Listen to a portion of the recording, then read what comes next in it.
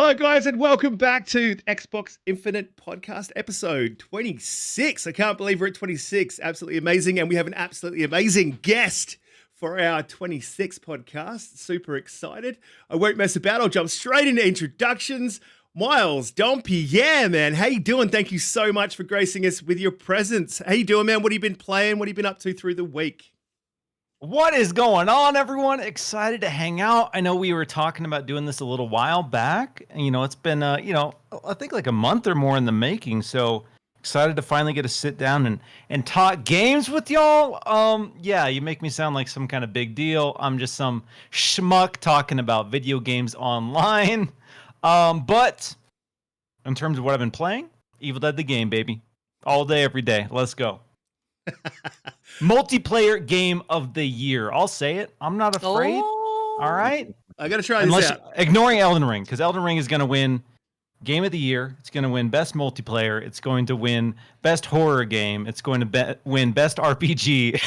But if we're ignoring that, yeah, Evil Dead the game, right there. Oh yeah, I'm going to try this game. I've heard some things about it. I've heard good. I've heard bad. But I'm hearing a lot of good from you. But yeah, Elden Ring had no competition, but I'll get on with the introductions. Doom Cutie, how you doing? Show number 3. Welcome back. Great to have you. How was your week? What have you been playing? What have you been up to? What's up, lovelies? This week, oh my gosh, it's so hectic. So I haven't had that much game time, unfortunately. However, I have been jumping on a little bit of Fortnite. I know. It's terrible. Please judge me. Judge away. And I also I've stepped back in time, guys. I'm exploring Witcher 3, which I'm actually really enjoying. Yeah, it's a great game. I actually haven't finished that completely, and I want to go back when they release the update, but that seems like it's going to be a while away. JediKnightPete, how you doing? How's your week? What have you been up to? What have you been playing? Yeah, good, mate. I have been playing. Oh no, I've been watching Obi-Wan. Hit last night on Disney Plus. Yes. Obi-Wan is out, so I was really looking forward to that. So far, it's been great. I won't talk much about that, but I will talk about Sniper Elite 5. Wow, what an amazing game. We always saying that there's just not enough stealth games out there. I am loving this game. I've played it both in co-op with you, Risket, and Wolf, and I've played it by myself, and it's great either way. I highly recommend you guys download it and give it a go. Yep, that's exactly what I've been playing. You can see it on the screen. I haven't had much time to game either, but the time that I have had to game, it has been Sniper Elite Umbra. How are you doing, man? How is your week? What have you been playing? What have you been up to? I've been playing a bunch of little smaller games to get my achievements up. I've been inspired lately. No, but I've been playing some Halo. I've been enjoying some multiplayer in it, of course, and I'm playing. Finally, decided to get into Recore. I had it all these years, never played it. I was on a podcast with Ham Solo, and we talked about it, and it made me decide to finally get into it and get through that rather. Just wanted to really thank Miles for coming through. Like he said, we had talked previously a month or so back, and just really appreciate you coming through, brother.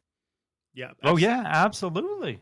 Awesome to have you here, man. Fantastic to have you here. I'm going to jump straight into topics, and I'm going to jump all the way to the bottom of the last topic that popped through last night. PlayStation is having a showcase of sorts, state of play.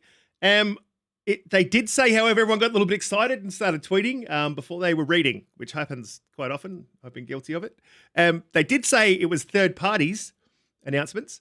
And they also said that they've got some games to show for PSVR 2, which I'm really excited about. Much to my missus's dismay, I'll probably end up getting a PSVR 2, even though it costs like, $5,000 over here. But I'm pretty excited about it. Miles, do you think we'll see any sneaky God of War over at the State of Play? I think they set the expectation pretty clear because, like you said, in this post, they mentioned specifically third-party announcements and VR stuff. So obviously PSVR 2, big holiday release for them. I think they're going to lean heavily into VR for this showcase. I don't think we'll see God of War. I think that'll be its own showcase where they'll do kind of what they did with Horizon, where they're like, bam, here's 15 minutes of gameplay. Here's the release date. Get excited, get hyped, and really kind of lean into that because that is going to be their big game this year. And it's rated in, what was it, Taiwan, Korea, something like that. So chances are that will be coming this year. So we should see something for that soon. I'm hoping for a couple third-party cool surprises. Like some people are saying maybe Street Fighter 6 is in there. I want to see Dragon's Dogma 2. That was in the NVIDIA leak a while back. I've wanted a Dragon's Dogma 2 it's just celebrated its 10th anniversary, so I'd love to see that revealed, but I'm hoping for one kind of big new surprise from one of those big third-party partners, because it's a state of play, so you should keep your expectations in check. Some people are talking about a new Silent Hill.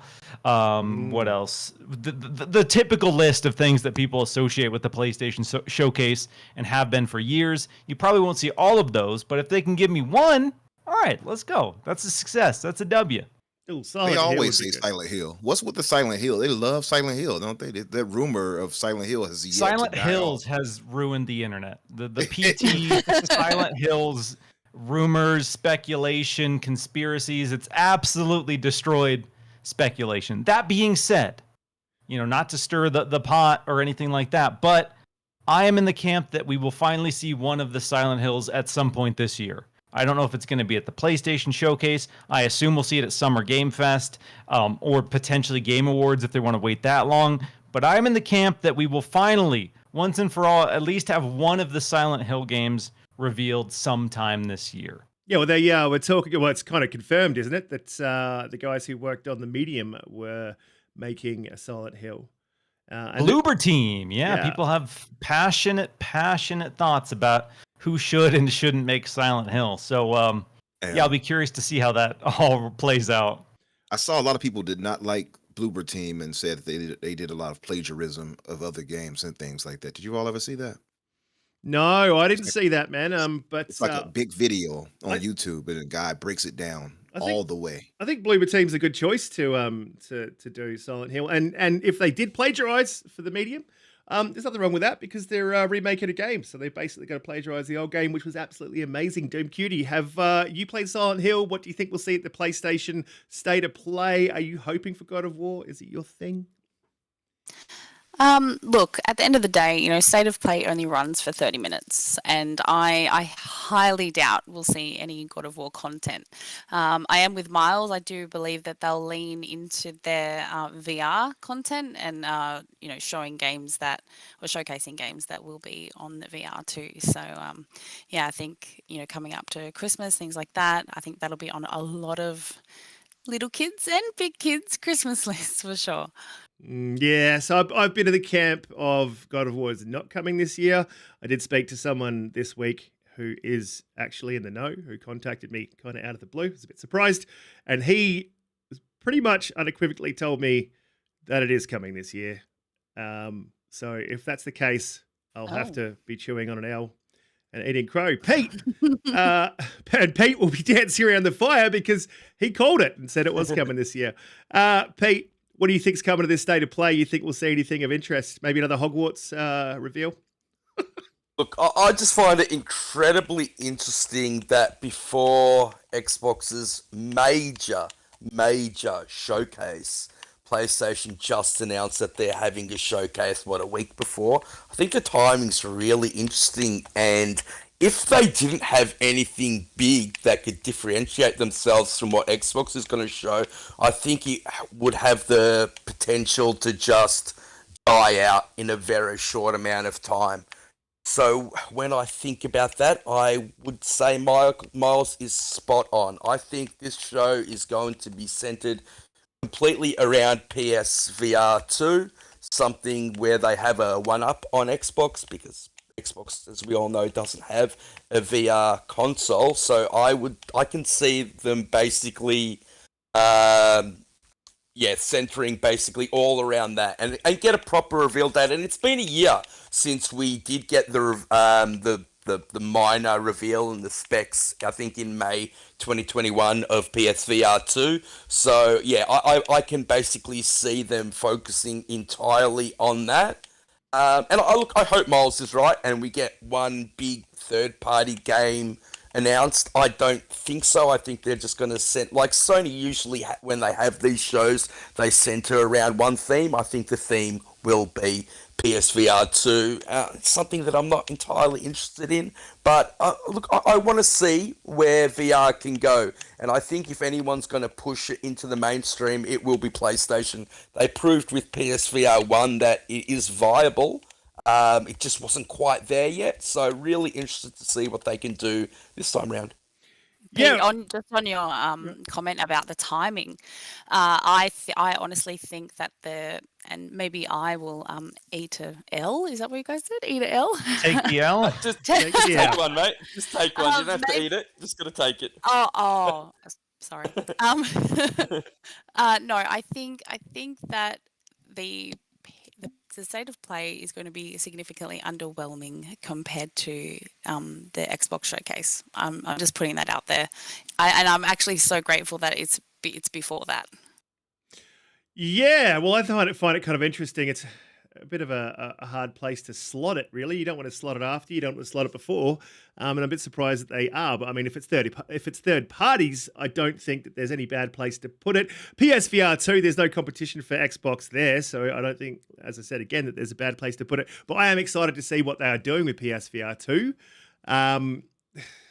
Yeah, I didn't pick up the old headsets, but I'm super excited to jump into VR gaming. So I definitely will this generation if they have some games that are interesting enough for me to jump into. Because really, to be honest, the last generation, I haven't seen much that interests me in jumping in there. Umbra, what do you think we'll see at State of Play this year? A big focus on third party, pretty much like they kind of set the expectations to. I don't think it will be anything major, and I don't know. Well, I know we heard some information about God of War supposedly being cleared at the Korean, I guess, board as far as rating goes. So it's possibly coming this year.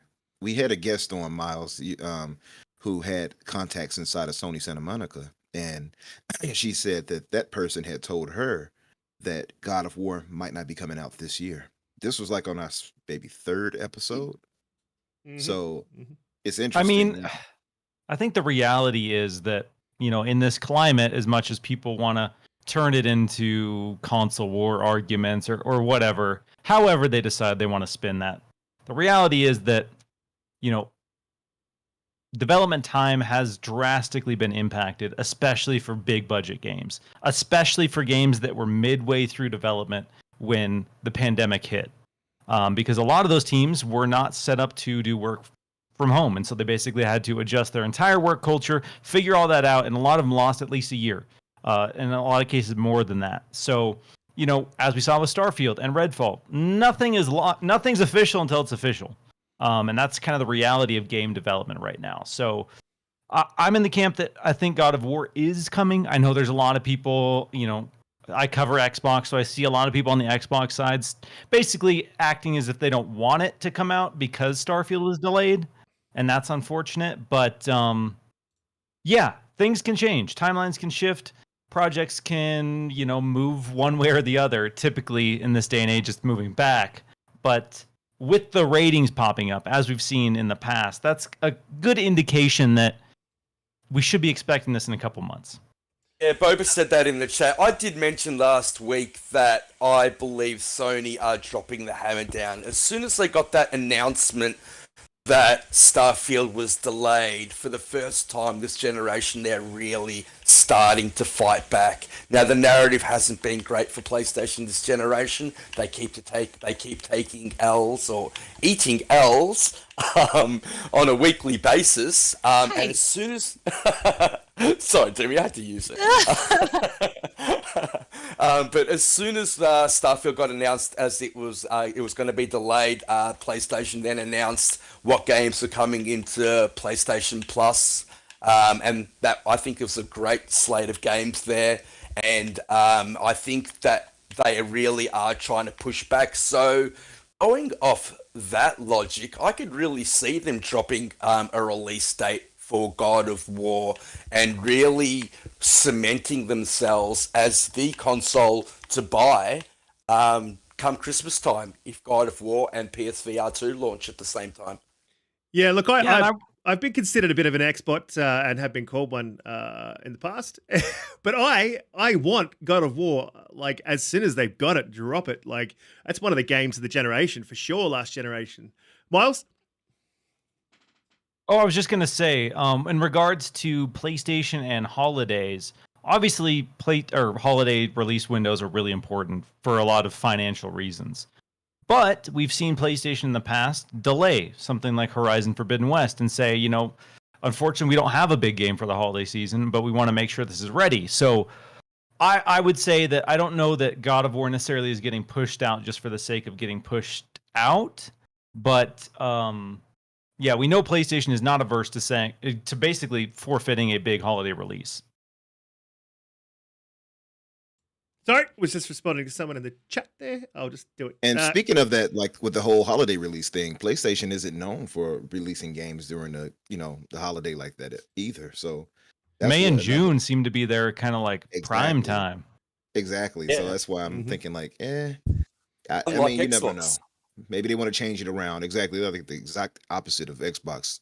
Microsoft has theirs prioritized during the second half of the year, and PlayStation typically takes the first half. So it'll be interesting to see if they actually change it up. I think we'll see Well, I think we're going to see God of War that. is launching a little bit later than what it usually would. It's launching in October, and so that does free up, say, a game late November, early December. Yeah, look, I think we're going to see both of these companies start to release throughout the year. I don't think it's you can sustain a console in this day and age without having a decent amount of release titles throughout the year. I don't think that's their business plan going forward. I think COVID, and I hate using COVID as an excuse, but I think COVID's really hurt both of the console makers insofar as development. So I don't think it was a planned thing. Yeah, the COVID is not an excuse; it's just a reality, and I'm personally tired of the conversations trying to downplay that and say, "Well, so and so did this, and so did this." Some teams are better set up to do remote work, and the teams that were already set up to do remote work during all this were able to continue to develop and continue to deliver. But for big studios, your Sony Santa Monica's, your 343 Industries, a lot of these big in-office teams, they just weren't. And that's the reality. So I push back a little bit when people say, oh, COVID is just an excuse. It's not. It is just a reality of the world that we live in, whether you want to believe it or not. Oh, yeah, look, I absolutely do believe it. I just, I think whether it's a reality or it's an excuse or however it gets used, I just think everyone's getting a little bit tired of COVID delays. But I mean, like you said, it is the reality and it's unfortunate. And we're still having COVID hangovers now. So, most development teams haven't even gone back to the 5-week working cycle, really. So I don't see how you can't use COVID as an excuse. And you're right, Miles. It's going to be a way of life from now. So we are going to have to get used to it. How quickly studios adapt to that, each studio will be different. Some will adapt to it, just will be fine, and some it will take time. 5-day working week. You don't mean 5-week working week, because I'm fairly sure that's illegal. 5-day, mate. Hey, so did you all hear the supposed breaking news? No, do tell. Exclusive. World premiere. Oh. Premiere. Well, I was watching the Xbox 2 podcast. It's all the jazz right now on Twitter if you all haven't seen it. Rand is a fraud and a coward. Well, besides that obvious point, besides the obvious, so they asked Jez about, Indiana Jones supposedly being exclusive or not. Did you all see that? Yeah. Nope. Didn't see it. He said, yep. So Jazz spoke on it, and he was saying that he doesn't think it'll be exclusive to Xbox. He's not sure. I don't think. Yeah, we have heard that in the past. We Gotta be have heard that. We have. That's true. Jazz is a closet pony for sure. No, It's one of those games that came out basically immediately after the Bethesda acquisition and immediately after they came out and told us that they would honor any existing contracts. Yeah. So for me, I've been in the camp that one really can go either way. If there were already contracts in place, that thing is going to be multi-platform. because they have blatantly said they're not going to buy out any of those existing contracts. So I personally was never expecting Indiana Jones to be an exclusive, as much as people, on the Xbox said they want that big licensed exclusive to counter the Marvel Spider-Man and Wolverine. Right. Disney are one of those companies that basically dot all their I's and cross all their T's, so I dare say they would have had any exclusivity clause thoroughly worked out before the game was announced. And so, yeah, I lean on the side that it'll be a timed exclusive for Xbox. I don't really care either way. Machine Games is a fantastic studio. Indiana Jones is one of the greatest franchises ever made, and it's going to be on Game Pass if it's on Xbox. So, wow, So amazing. to clarify, just to say, by the way, so he was saying, because they asked him, he said he doesn't think that it will be exclusive necessarily, but he also led on to say that that's from information he heard in the past, so it could have changed. So, well, just to say, if that's information he did hear in the past, I'd have to agree with Jez and Miles and Pete that it might. I don't know how much I trust Jez anymore. He sold out to Manscaped. Yeah, but I mean, if they've crossed their T's and dotted their I's, or lowercase J's, yeah, you would think that would be changing. And as you said, Miles, Microsoft have been pretty clear about not buying out any exclusivity deals that are already in place. Look, we'll move on to the next topic, but before we do, this is Xbox Infinite Podcast. If you've just joined us, please hit the like button. If you're new to the channel, hit the subscribe button, share it out amongst your friends, tell your grandma, your brother, your mum, your dad, your little brother, even if you don't like him. We'll move on to the next topic. Ed Fries, co-creator of Xbox, has said, his vision, the fear derives from the fact that the model proposed by Game Pass follows the same path seen by Spotify in the music field and could therefore have the same consequences, namely a decline in video game sales as it has been recorded, a drop in sales of individual music tracks. Basically what he's saying is he thinks that it's possible. He didn't say for certain that Game Pass could damage the industry. We've heard this so many times. And then coming from one of the creators of Xbox, it's a bit of a surprise. But look, I think he has a good point. There's always been a potential. I've maintained this throughout. There's always a potential, if it's not managed correctly and developers aren't looked after correctly, that it could damage the industry. But for the most part, from what we've seen, an evidence-based opinion is that it's not damaging the industry. It's doing good things for the industry, especially indie developers. Doom Cutie, do you see Game Pass damaging gaming in the future? No, I do not. That's like saying that cloud gaming will damage sales of games. I honestly, there are at least 10,000 games that you can play on Xbox, and how many are on Game Pass? Very small fraction of that. So I think it's trying to create buzz where there's no buzz, and found it. Umbra, do you think we'll see Game Pass damaging the industry? Considering as well that Phil personally said that the traditional sales model is still the biggest part of their business. No, not at all. I think that's ludicrous to think that. Like I said, there are so many games to play, and they're not all on Game Pass. So absolutely, Pete. And I think All also, right. people want to support developers, like where a lot of people are aware, and they support these franchises. They love them. So why wouldn't they want to directly support them with their own money? Oh, because Xbox gamers don't buy games. Pete, what do you think? Do you think that Game Pass is going to damage this industry? I think it has the potential to get people to buy less games. Because, look, personally, I haven't bought Halo yet. I haven't bought Forza yet. I haven't bought Trek to Yomi, but I've played all those games. Now, on the flip side, would I have even Not a real played Forza? I doubt it. I'm not a car racing game fan. Would I have played Trek to Yomi? Definitely not. So, But Pete, it depends can I on the just deals. say, sorry to interrupt you, but No, go for it. the first time I played Forza was from Game Pass. I have then gone on to buy almost every single other Forza that I can get my hands on. I wouldn't have bought those without Game Pass. So that's where I think that people are wrong when they say that Game Pass will damage the sales of games. It's because I think it inspires people to buy more. Yeah, look, and all the indications are that you're absolutely right. That people buy more games, they play more games. Now that could change into the future.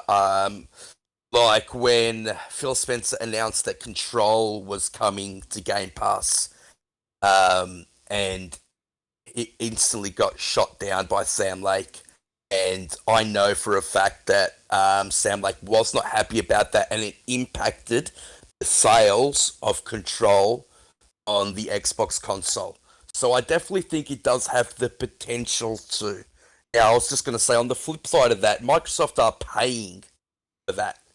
They're paying the developer for their games to be on Game Pass, and the developer doesn't have to put their game in Game Pass. And we have seen numerous times developers put their second, sometimes even their third game onto Game Pass. So that means they definitely are getting something out of it. But I think Ed is right. The potential is there, and we're just going to have to wait and see. I personally think it's absolutely great for the consumer.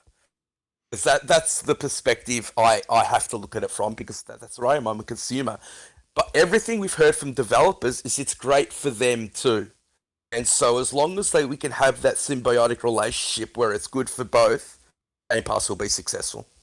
Absolutely. I'd 100% agree with everything that you said there. I don't really need to add anything to it, except I will say before I move over to Umbra that Faith, I will get to your question in a minute, guys, in the chat. If you do have a question for the panel or for Miles or for anyone, please just type it into the chat and put question in your comment, and it will highlight it to me, and I will definitely get to it. Faith, I have seen it, but we'll keep moving with this topic, and we'll jump to yours in a minute. Umbra, do you have any thoughts? Well, now that we have the legendary Miles on here, we expect to have our subs go up to 1,000 plus, and then we can get you guys question. Then we can get you guys the super chats. Absolutely. Thank you, Miles, for the push. No, just doing my part, Right. Thank you. You're so helpful. But as far as this topic here, I almost had a brain fart and forgot what we were talking about. Oh, we're talking about Is the Game Pass bad for the industry? bad. Literally had to catch myself. So we had a space about this, and we were talking about this about Ed Fries, and they used a lot of PlayStation guys try to use it. Oh, you heard what he said? He's an Xbox guy or a Microsoft guy that said that it's not sustainable, just like Jim Ryan, or just like Ryan, what's his name? Sean Layton said. It's like, yeah, but Ed Fries hasn't been with Microsoft in what, almost 20 years? He hasn't dealt with any type of, subscription service based type things like this. What would he know on that? I mean, I'm not trying to discount him or squash any thoughts he has on anything, but he hasn't worked with that and done anything with that. So why would I take his word at it just because he worked at Microsoft before? His expertise wasn't in that. And, so I don't think that's the case at all. And, as I'll just lead it to what my buddy Steph said in the chat. That same thing was used against Netflix when with the movie industry when it was new and came in, and it was taken over, and look what happened to Blockbuster after that. Look what happened to Netflix after that. Netflix has like over 200 and some odd million subs right now. And, people made much ado about them losing a few subs here and there, but ultimately there's still over 200 plus million subscribers there. So yeah, the question goes back to what I guess what Gray just said. Has Netflix hurt movies? I don't think it has. I think it's helped supplement it, and we're still getting movies at theaters and things like that. I think subscription services are probably going to be the future anyway. Digital, all digital, everything. As a matter of fact, I just saw the newest what is it? The Top Gun that you can now buy, of course, right now, and just watch it right off my Xbox. I just saw it inside the Microsoft Rewards points. So I think it supplements it, if anything, as far as the whole digital future that we're going towards. So I don't think Game Pass hurts the game industry at all, personally. No, definitely not. And I think there's a bit of an argument to be made about movies based on the fact that you can get 4K TVs ridiculously sized these days. It's It's not just the fact that there's a subscription service. It's just, why would you go to a movie theater, have that movie experience when you can have it in your living room? And popcorn doesn't cost you like $100 for a bucket. Miles, Seriously. what do you Yes. think? Game Pass is destroying the industry. We should shut it down immediately. Everyone, Is jump Game ship. Pass destroying the industry? I will say, I personally don't think that we have any evidence right now to suggest that.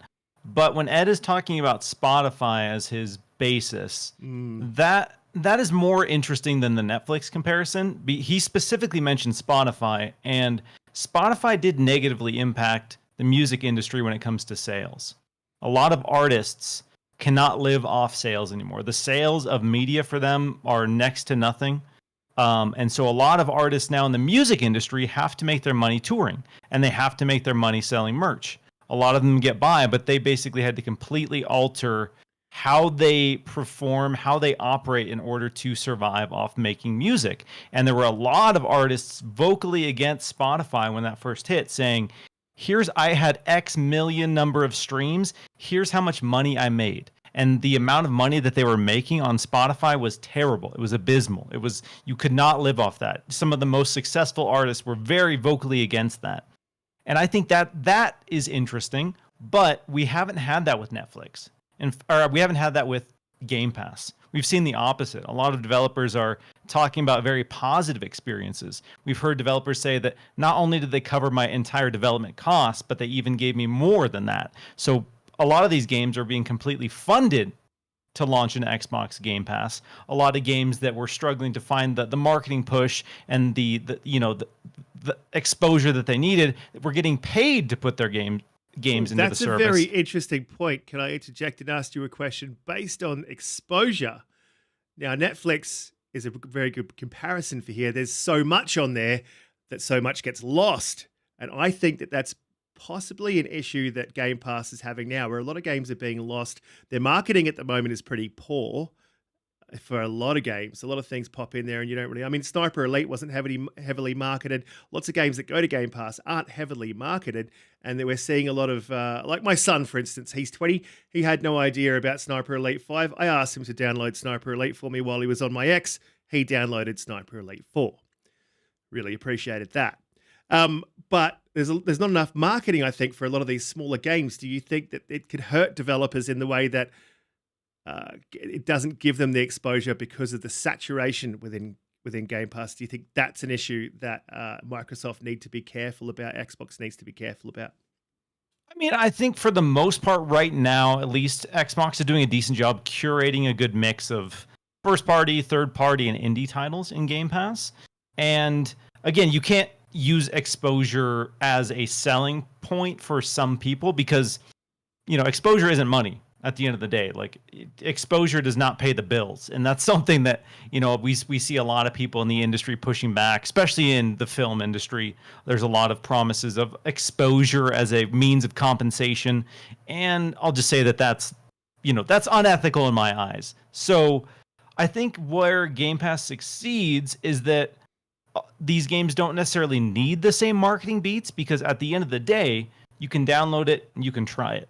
And especially when we start seeing cloud gaming integrated on a wider scale, you won't even have to install the game. Like Sniper Elite 5, I downloaded that. That's like 90 gigs. Like, that's a huge game. That is a time investment that you have to put in to play that. But if it gets to a point where you can just hit play, check out 30 minutes of it and say, yeah, you know what? I'm going to install this. I'm going to check it out. I think that's going to really improve the engagement with a wider range of titles on there. Yeah, absolutely. Look, I'll jump to Faith's question and I'll go straight back to you, Miles, as well, because I'm interested to find out what you think we'll see at the showcase for Xbox. I mean, I know this has been a much talked about topic, but we haven't talked about it with you here. So what do you think we will see at the Xbox showcase June 12th? A big Xbox and Bethesda game showcase. You know what? I'm super excited this time around because nobody really knows. Nobody really knows officially what's going to be shown. And as someone who just loves the gaming industry and those big reveals, there's nothing more exciting than seeing something fresh for the very first time. In previous years, some of the showcases have been like leaked. A lot of the big reveals have been spoiled, and it's coverage at the end of the day. But as someone who plays video games, like, that is not exciting. Hearing about something is far less exciting than seeing it for the first time. So going into this showcase, I'm excited. I'm feeling good. Obviously, Starfield and Redfall are delayed. They're not launching this year. That being said, I am still 100% expecting gameplay for both Starfield and Redfall. And I would say, honestly, I'm still expecting a big chunk of gameplay for Starfield to kind of give people that big reveal and say, it's not coming this year, but here's what you should be excited about for Starfield and Redfall. That being said, what I would hope to see gameplay for some previously announced titles too. Whether it be Hellblade 2, whether it be Avowed. I want to see Everwild personally. I don't know that we'll get a big gameplay blowout for that. But I can't imagine that Xbox has not heard the feedback and criticism regarding lack of gameplay from the last couple showcases.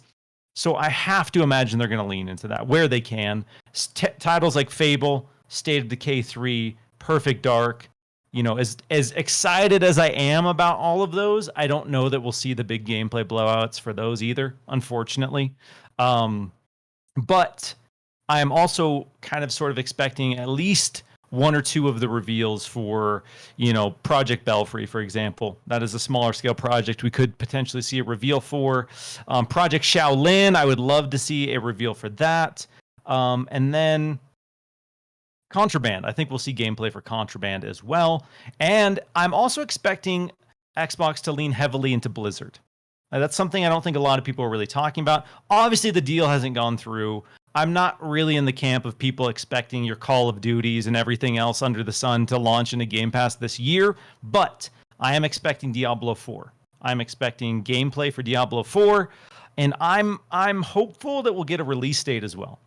I'm also expecting Overwatch 2. I'm expecting to see some little gameplay breakdown for Overwatch 2 at either Summer Game Fest or the Xbox Showcase. And, even though the deal hasn't closed, I could see Xbox leaning into that potential relationship and showcasing some of these games there. So I do think we're going to see some cool third-party stuff as well. And then, per standard, we should get a good sprinkling of exciting, worthwhile indies as well. But on a broader sense, that's kind of my more realistic expectations of what I'm expecting at the showcase. Miles, let me ask you.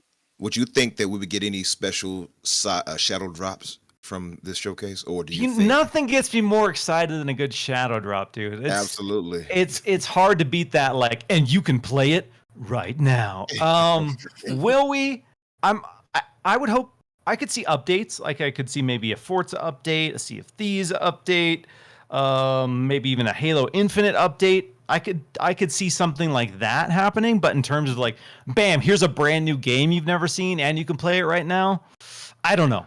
I would love it, but I don't know. Yeah, and that's the problem with what Xbox did. They had to show their roadmap. They had to show that the games were coming, and so a lot of the games we've already seen, or even if we haven't seen them, they've been announced. Games like Indiana Jones, where we just got a short trailer. We know the game's coming, but we actually haven't seen it. We know Compulsion has got a game coming. We just haven't seen it. But yeah, look, I think 100% we're going to see Forza DLC. I also think Steph said that could we see Forge? I think we will see Forge, and I also think we'll see Certain Affinity's Battle Royale Halo game as well. So I think they will lean on those type of announcements as well. And look, the more things that get announced, the better, and I'm kind of the same, Miles. I've tried to stay away from, I know Colt put out a video the other day on what he thinks he's going to see at the showcase, and I think Zorka also put one out, I think, today.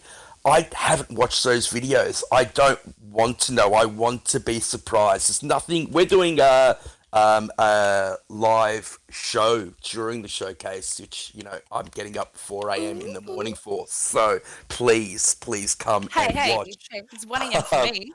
Yeah, even worse for you, Jimmy, and Risk It. So please come and watch. But you know what? We want that excitement. You know, we E3 or a showcase is the best day of the year for us. You know, it's the thing that we love, gaming. And it's when we're Gaming gonna see Christmas.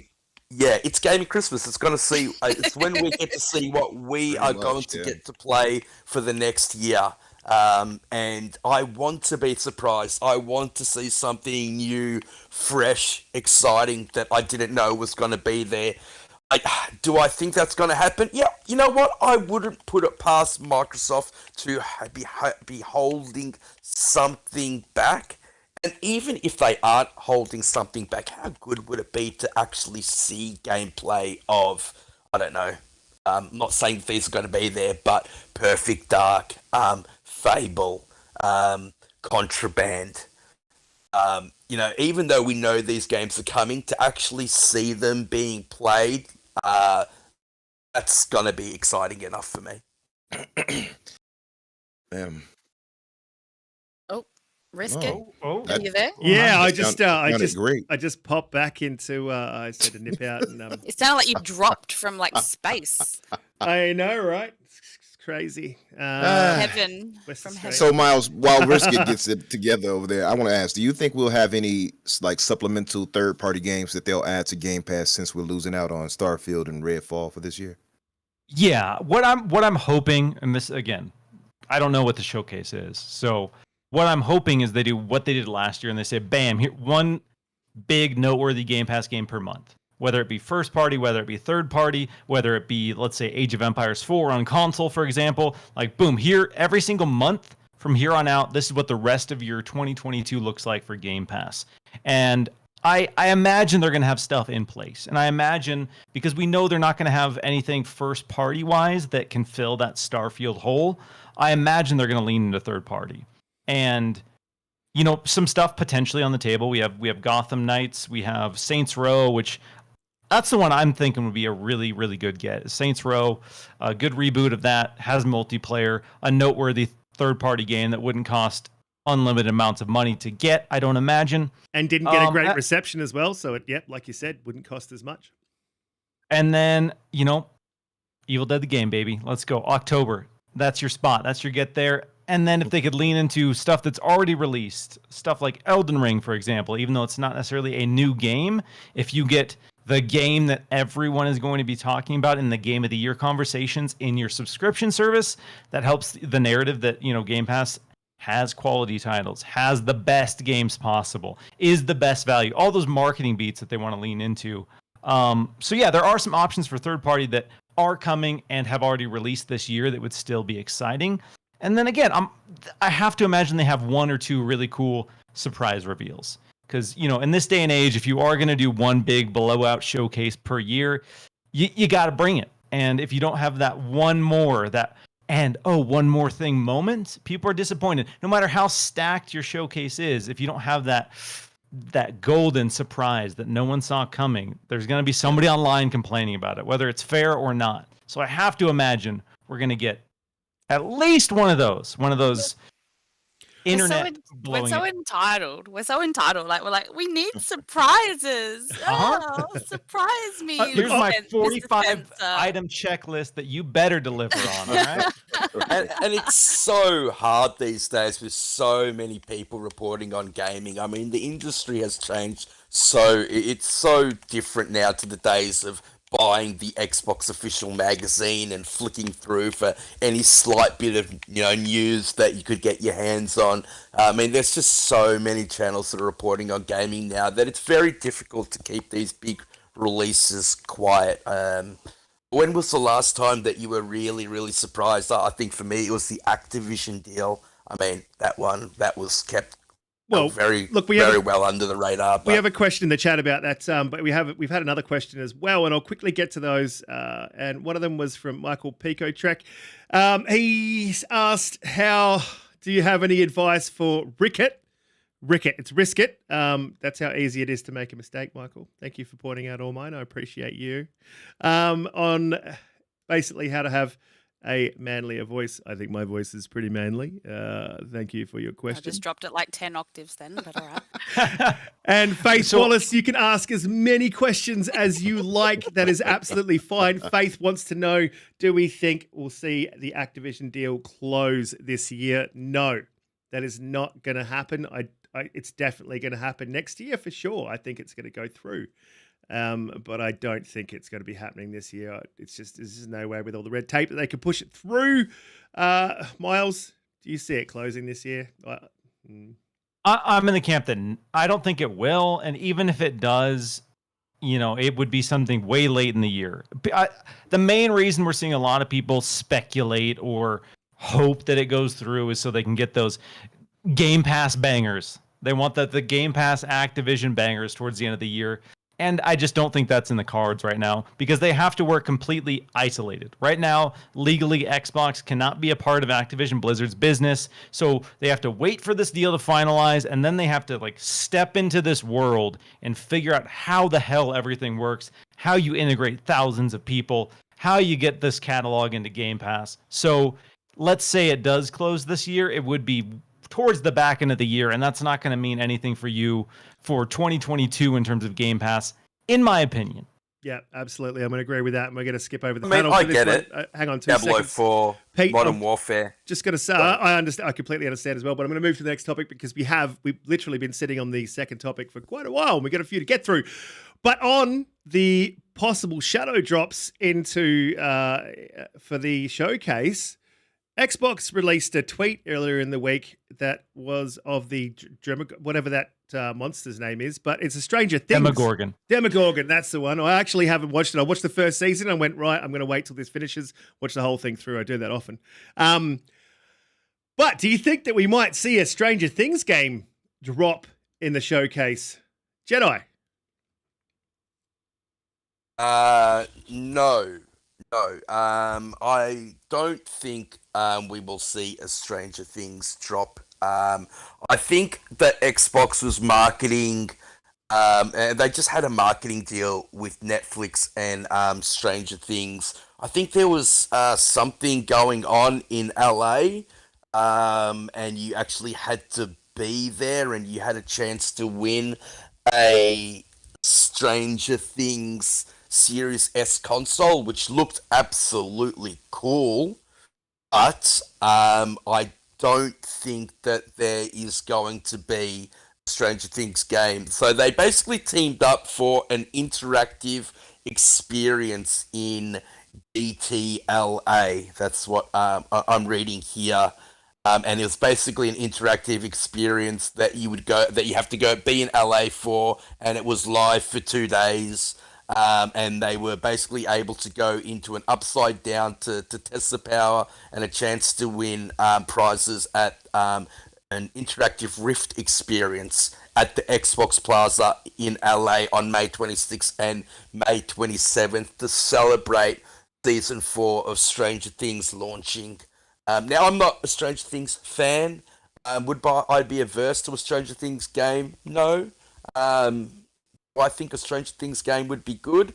Depends on how it's done. And so I was thinking about it. If I was to get a Stranger Things game, I would like it to be a Telltale game. I think I could see that being really, really fun, and I could see Stranger Things being a really good candidate for a Telltale experience. But no, I don't. I can't see it happening. Yeah. Well, the tweet said, all Gorgon. I'm not a big fan of Telltale. I can't really say that because I haven't played them, but it just doesn't really interest me. A walking simulator, which is why I don't own a PlayStation. That's a lie, I do. Xbox, all Gorgon, no demo is what they said. So that's very interesting. Umbra, do you think the no demo is in reference to the fact that they do have a game? It's possible. As somebody alluded to in the chat, Blood Wolf, there are some Stranger Things games. And I'm sorry to use this pun, but it's right here. Stranger Things have happened. Maybe. I'm sorry. I needed to use it. So it's possible that they could have it come to the Game Pass. You never know. How long did you have that joke for? Were you thinking about that like when it released? You were like, oh, this is good. I got to write this down. Where can I put this? I know. Stay on that one for a while. I did. I was like, yeah, I'm going to use this right here. But no, I mean, you never know. Something could be in the works, but I mean, even when they dropped those like side scroller type games, I don't think it was too much put into them where it was like so much work needed, like that you would hear about it, I guess, in industry. So it's possible they could have the same people making something for this. And it is the last season, so you never know. But I do agree, a Telltale game for Stranger Things would be dope. Oh, I totally disagree. Doom Cutie, moving to you. Do you think we're going to see a Demogorgon? That's what it's called, right? A Demogorgon grace the Xbox screens. Look, I mean, I put out a tweet this morning and I was like, what was it? Unpopular opinion, Stranger Things is overrated. Oh, yeah. Yep. So, I mean, I've I agree with that. Yeah. Oh, another one. That is an unpopular opinion, yeah. Yeah, but in saying that, I'm not hating on anyone that Oh, you've dropped out, Cutie. Oh, you're back. You're The back. sorry, I Demogorgon. have a small The child Demogorgon running under gatter. my table. Yeah. There's a Demogorgon, a gator. in saying that, I would it has a cult following. And I know that lots of people would love sorry. I've got 4 of my own. It's all good. Oh gosh. I would say that, it has such a cult following, and I think any kind of, if it was open world, Telltale style, whatever, I think it would be popular, and I think a lot of people would be happy with that. Now, like I said before, there've been lots of other smaller games, side scroller games, whatever, that have been released, and potentially, that was them testing the waters. But I mean, I haven't heard that they're particularly, amazingly popular. But if the right company got behind it, it could be great. Absolutely. We just had a question in the chat, and I'm very interested in this question as well, actually. So I'm glad that you asked. Do we think that Age of Empires will play well on controller on Xbox, or will it even have controller support? Well, yes, it will have controller support, 110%. They wouldn't put it on Xbox without it, if that's what you're asking. But if you're asking if it'll play well, I think that's what they're working on. I think that'll be the bulk of their time, is being able to bring the mechanics over and make them work for Age of Empires. It is a bit of a bugbear of mine that Halo Wars 2 had really poor mechanics when it comes to controller, and I stopped playing it because of that. I now have a mouse and keyboard to go with my Xbox, and now my bugbear with Halo Wars is that they don't have mouse and keyboard support. So I'm really hoping that Age of Empires, 1, has mouse and keyboard support, and 2, I'm actually hoping that they shadow drop that in the showcase. Pete, do you think that that's a possibility? And I know that you love mouse and keyboard on Xbox, so were you hoping for mouse and keyboard for AoE? Or... I don't really care for mouse and keyboard support, but I know that Xbox are basically pushing the PC side more heavily, and they want everything to be integrated more. So I can see it happening. Is it something that really interests me? No. I know we were talking about this the other day, Risket. That's lies. You told me that you wanted mouse and keyboard support for every game on Xbox because you love mouse and keyboard. That's what you said the other day. Yeah, you didn't say that. Yeah, I know we were talking about this the other day, and you don't play RTSs unless there is mouse and keyboard support. I get that. I get they're a lot easier to play. I'm a fan of the controller. I know they don't play as well, but I suggested to you that I think that this tactics plays great on controller. I think it's one of the few that does play really well. I don't think Halo Wars 2 does play very well at all. Age of Empires, I'm not sure. I haven't played Age of Empires. Basically because it's a PC game and has. I know, but that trebuchet looked amazing, right? That was the best trebuchet I've ever seen. Look, I actually don't mind the historical aspects that they've integrated into that show. I love watching historical documentaries, and so I actually like that integration. I think it was quite a cool idea. Yes, maybe it could have been implemented a little bit better. I didn't mind it at all. I hated that so much when they did that. personally. But it It is just took away from the whole show. It's like, oh, trebuchets. I'm like, oh. it is a senior Well, you can citizens skip it thing if to you- love if to you love want history. When you're playing it, Umbra, you don't have to play it, but it is Same. there if you want to go, and learn more about it. And I think it was, and I think it's smart. I think that we don't teach history enough anymore. I think it's one of the subjects that is a little bit forgotten. And if we can get people to learn history through something they love through gaming, then I'm all for it. And you can skip it if you want. Yeah, that's it. Like I was saying, that's a very senior citizen's opinion, and as we all know, Pete is he is in his 70s, I believe 78.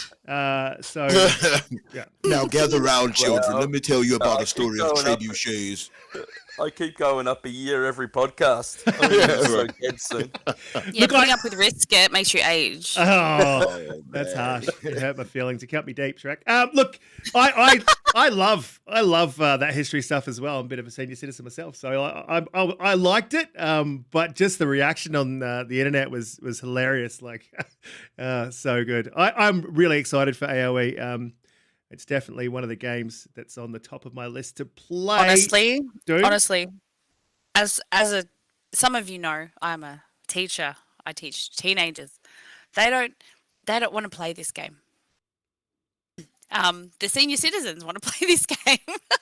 Oh, Yeah, they don't want to experience anything that reminds them of school. And yes, there'll be a small fraction of young people that will want to play it, but I just don't think it's as mainstream as it. Yeah, it doesn't have potential to be that mainstream, I don't think. well, that's if they don't want to play this game. That's a paddling. Umbra. Okay, I'll let them know. I'll tell them. Yeah, tell them talking out of turn. That's a paddling. Not playing AOE. That's a paddling. They got rid of corporal punishment a long time ago. Paddling the school canoe. You better believe that's a paddling. School canoe? Wow, what kind of school did you go to, Risk It? Have you not seen The Simpsons, Doom Cutie? I'm disappointed in you. Umbra? I have! Well, you missed that one. Umbra, are you excited to play Age of Empires? Do you think that the controller support will be up to par? And would you rather play it with mouse and keyboard? I mean, I don't know too much about Age of Empires. I never played any of them. I've always thought about giving it a chance, but I've never really gotten into it. So I'm not too excited for it. I'm excited for people who do love it, though. So if they can introduce, keyboard and mouse for it on the consoles, that'll be good. That'll be great. But I don't know, man. I think in anything you can innovate enough to have the controller work for it. I know that it's always said it won't work for like MMOs, certain MMOs and things like that, but I don't know. I think, we've seen a lot of boundaries cross where people thought the controller wouldn't work, like for first-person shooters, for instance. So you never know. I mean, they could possibly work something out to have it work properly. Probably has a few more nuances and steps that you have to get through to do it, though. But I don't know. Yeah, look, I agree I with. feel like we could do something with it, though. I agree with Pete. Like Gears of War does play like very well with control support, and so did XCOM, which is what Gears Tactics was heavily borrowed from. So yeah, look, I mean, they could probably nail it out, but I'll never change. The TTSs are always better played, I think, with mouse and keyboard. Miles, I'd like to hear your opinion. You're from the site called Windows Central, so I assume that you have played with a mouse and keyboard. Do you think? I have, Really? yes. Oh my goodness. I have in fact used a single mouse and keyboard in my days. I played a lot of Age of Empires 2. Growing up, loved Age of Empires 2. I will be honest, I have fallen off RTS as a genre pretty hard. It's not one of my favorite. It's not one of my go-tos anymore. That being said, Age of Empires still holds a soft spot in my heart. But I do work for Windows Central, but I am a controller heathen. I prefer a controller. I will use a controller in every situation where I can use a controller. I thought, Diablo 3, when that launched on console with a controller, I thought it controlled better than the PC version. And that's someone who put hundreds and hundreds of hours into Diablo 2. So yeah, they will definitely have controller support for Age of Empires 4. I hope it's good. I imagine they can translate it well. We've seen people innovate and figure out how to do it. But yeah, let's go. Controller over mouse and keyboard every single day. Oh yeah, for sure. For RTSs and TTSs. Yes, Pico Trek. I know that XCOM isn't an RTS, and I know that Gears Tactics isn't an RTS. I said TTS. Well said, Miles. I agree, mate. Controller all the way. Faith also had another question. Do you think that Phil will buy EA after the Activision deal goes through? I don't know. I hope not, honestly. And I imagine I hope not that as well. I'd prefer them to say third party as well. this whole deal, like, what people don't realize when you buy something on that level is you have to integrate thousands and thousands of people into this different culture, and you have to figure out who's going to be in charge of all these people and figure out how all these cultures are going to blend together. And it's such a massive undertaking to bring on a publisher of that size. And, you know, when it comes down to it, sure, you do have brand power. And I think, you know, as much as people talk about Call of Duty being a big deal with this Activision Blizzard thing, I really think when I look at the culture of Xbox and Xbox Game Studios, they were looking more at the Blizzard portfolio. They're looking at the legacy of Diablo, the legacy of StarCraft, looking at the potential of the new survival IP that they're working on, Warcraft, like all of that. Really, the Blizzard piece of that equation, in my eyes, fits a lot better into the web of Xbox now. When I look at EA, yeah, EA is big, and there are, you know, properties that come with that are big, but I really don't know that adds a ton of value proposition and consistency to Xbox Game Studios and Xbox Game Pass. So, you know, maybe there's a world in this day and age.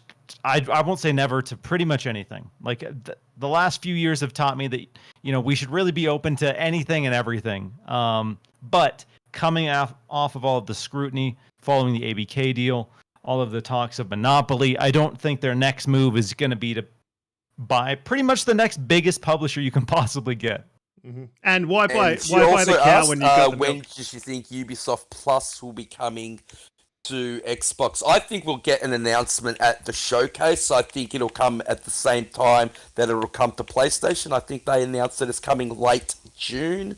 I don't think that Ubisoft would have signed an exclusivity deal with PlayStation, so I could see it dropping at the same time, and we're getting an announcement at the showcase. But what do you guys think? Yeah, absolutely. I think we'll definitely get the announcement at the showcase. I want to move on to the next topic. But before I do, if you guys are new to the show, please hit the subscribe button. If you're not, please hit the like button, share it out. Let everyone know that we're here and we're live. Now, we touched on this a little bit earlier. It seems PS5 has a Pro in the works, and Xbox may be following suit. This comes off the back of an article from comicbook.com. So it says the TCL claims that the PS5 Pro and the new Xbox console are releasing sometime in 2023 or 2024. This could be speculation on its behalf. However, the presentation of the information suggests otherwise. They do have a slide up, and I'll quickly read that off in a second.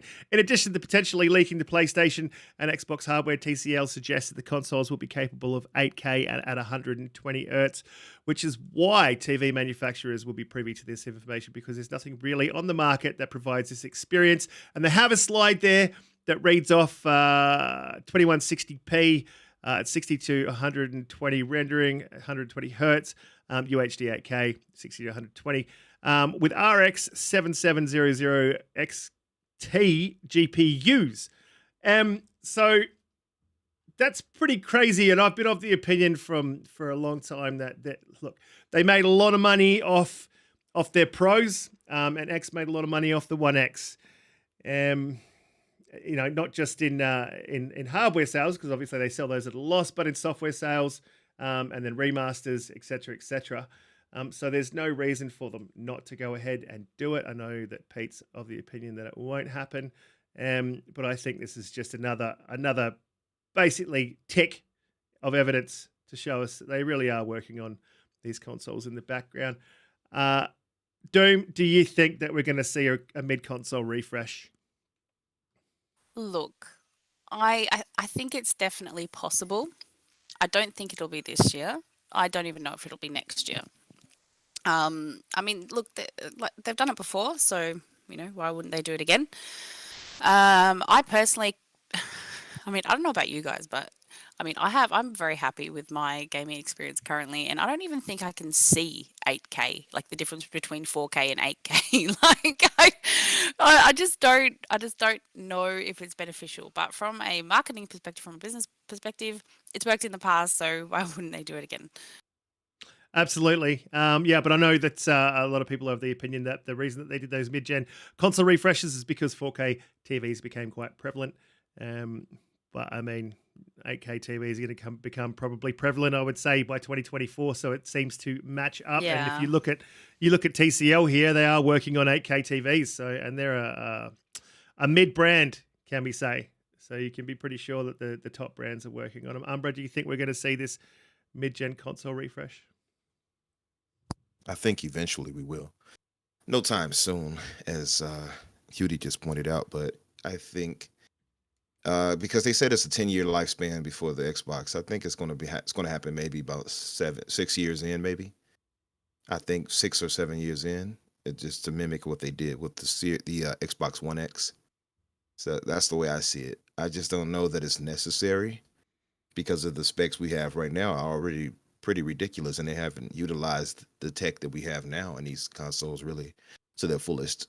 So it seems odd, but they didn't place that there to say that for nothing. It's not like they just said it. They heard something, you know what I mean? So it's pretty clear they're working on it. We just don't know when it'll happen. Mm-hmm. Absolutely. Yeah, I think it definitely will. Miles, do you think we're seeing a refresh, 2024, 2025 even? I don't think 2023. Yeah, I mean, I think a lot of these conversations are always happening. I will say that I've talked about this early on, and I think the reason that Xbox kind of, as baffling or quote unquote confusing as it was early on for some people, the reason that they leaned into the series branding, your Series X, your Series S, is so that they could iterate more easily. So you could have your X2, your S2, your S, whatever, Ultimate, S Pro, S Plus, whatever you want to call it. And I do think that Xbox is moving away, and I think everyone, even PlayStation, as much as people have a hard time believing that, they're moving away from hard defined generations because they've realized that the average consumer, when you tell them that if you invest all of this time and money into this thing in 5, 6, 7 years, it's not going to mean anything, people are like, I'm not going to invest in that. Like, I want to get a return on my investment, and I want to know that the things I buy I can use later on. And so that's why even Nintendo, as old school as they are, I think when their next iteration of the Switch comes out, it's going to have a more robust suite for backwards compatibility. So yes, I do think they are coming at some point. I don't think soon, but I don't think TCL was leaking anything by any means. I think all they were doing was speculating on what could potentially be and saying, all right, this is the reason you need to give us a bunch of money to make 8K TVs at 120 hertz, because eventually Xbox and PlayStation are going to have consoles that support that. But I don't think it was them casually leaking any confirmed specs. Mm-hmm. Do you think they should probably come out and clarify that they don't have the specs, just to calm everyone down? I think that the clarification is they're not getting sued into oblivion. I think that's the only clarification we need. JediKnightPete, what do you think? You think we're going to see this refresh? I know we touched on this earlier and you did give your opinion, but would you like to elaborate? Yeah, look, I've said it numerous times on this show. I don't think we're getting a mid-gen refresh at all, and TCL did not leak anything. Could you imagine if Microsoft is working on a secret update to their console and it's leaked by TCL? Yeah, I mean, that's just not going to happen. They would have been under a non-disclosure agreement, and if they did leak it, they would have been, like Miles said, sued to oblivion. I do agree somewhat with what Miles said, that I think the time of generations is kind of gone, and the industry does seem to be moving away from that. So if you would consider that a mid-gen refresh, I don't. I just consider that basically the way things are going. So if they want to call it the Series X2 and you guys want to consider that a mid-gen refresh, I don't think so. I think they'll just maybe iterate on what they already have. I don't consider that a mid-gen refresh. Well, and in terms of TCL, The reason why they said this and it's because they just want to sell TVs. But it's actually been proven, and I looked into this a little bit deeper. It's been proven that what people thought the uptake of 8K TVs, I can't remember the actual brand, but they suggested that they would sell around the 9 million TVs by 2024, 2025, and they've had to downgrade that to 2.7 million. People aren't interested in these TVs. They're just not there. Hardly getting any content for 4K. I mean, Australia doesn't have any network channels that provide any 4K content. America was moving towards that, but seemed to be moving away from it. So the only place you're really getting it is streaming services, and even they, with all their new shows, aren't making them all 4K like we thought they would be. Yeah. So if Very valid. If the content's not there, the demand won't be there. Okay, And we can, so and that bears out in the amount of TVs that are being sold. So to combat that, TCL have put out this blanket statement, try and sell TVs, suggesting that there could be a new console, purely and simply for them to try to put out a few buzzwords that say you're going to need it, into the future. But I can't see it happening. So let's clarify what a mid-gen refresh is. So just so that when it does happen, you can take your L.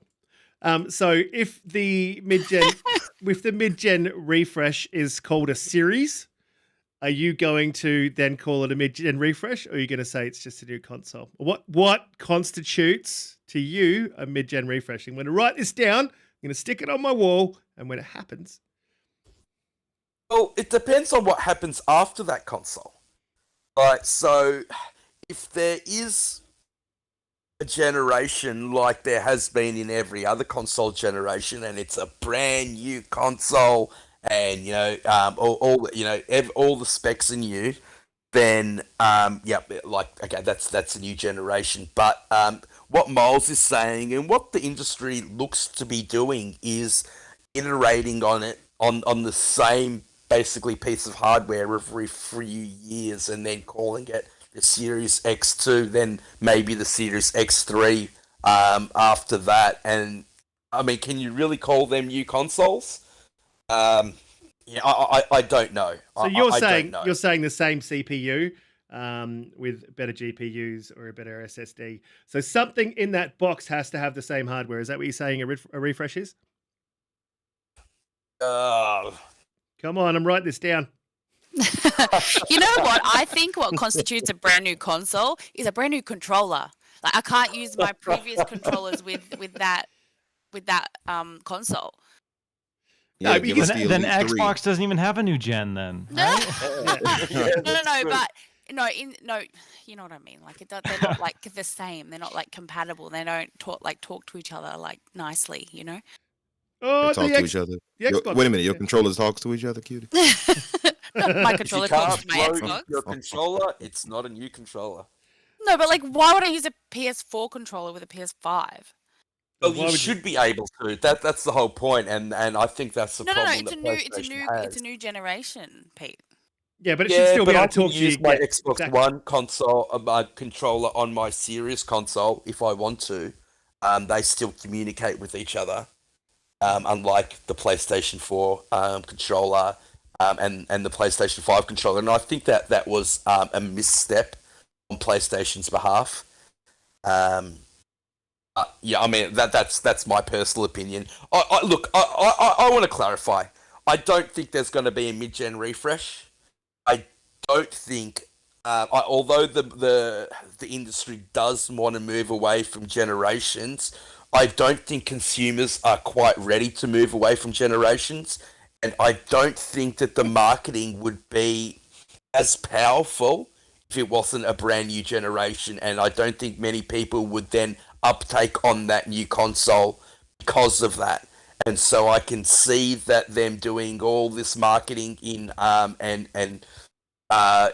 prior and them realizing that. So I can see them moving away from that. Although I think that they would want to move in that direction, I don't think that consumers really want them to go in that direction. We want something new. We want something fresh. We want something that's totally different to what came before it. I mean, look at the outcry when Xbox didn't change the UI moving through the generation. And I think they made the correct decision because the UI is great. It's a little bit more fluid, yes, but it's virtually the same. But I actually I love the fact that they didn't iterate on the controller too much. But the hardware in the box, that's very different. CPU in the box and what it's capable of, that's very different. The SSD and what that's capable of, that's very different. And I still think that when people want to pay $750 in Australia, $500 in America, we want something that is new, that is fresh, that is able to do something that the previous generation isn't capable of. And therefore, I think that we won't. So I think they will continue to iterate through generations. So, like, just on generations, I don't think we're going to get a mid-gen refresh this year. Well, not this year, but this generation, because I don't think that there's a need for it. Yeah, look, I'm happy to take my L if I'm wrong. I would like to see. I would definitely pay money for a mid-gen refresh. If it's capable of even faster SSD speeds and we have less pop-in games, like, that's enough for me to shell out the cash. That's going to happen anyway, risk it, mate, because they're not using they're not even using FSR, they're not using VRF, they're not using anything that this console is capable of yet. We haven't seen any of it. I mean, wait till Unreal Engine 5 games start coming out and we start seeing, I want to see 4K open world games at 4K at 60 with ray tracing. I think this console is capable of doing that. I think the games just need to be made from the ground up for this generation. We haven't seen that yet. If it's not capable of doing that, then yes, I could maybe see myself updating my console. But I said it before the show in the green room. I think I could be very happy with the Series X as a console for the rest of my life. It's that good a console, and it's that well built, and I think that we're going to see that power come to fruition with, I think Hellblade will be the first game we actually see it. I agree. I agree with you. I absolutely agree with you. But I think everyone is looking for bigger, badder, better. So if you get bigger, badder, better in the console, great. If they're not giving us bigger, badder, better by third year into the console, and starting to use the tools that are available in the console, like mesh shaders, when they can figure that out, and FSR and all those tools that they have, if they're not using them, and what gets devs devs makes it easier for devs to utilize is more overhead, then give them more overhead, and I get a better game. That's all I'm interested in, is better games. And so what's the buzzword they're going to use for the next console generation then? Because this time it was 60 FPS at 60, ray tracing.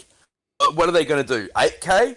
No one cares about 8K. There's no 8K content out there, and humans really can't differentiate between 4K and 8K. You're going to need a selling point. You guys are fighting like old men, honestly. And I can't see 8K being that selling point. Well, look, we'll get to the questions. No controllers for old men.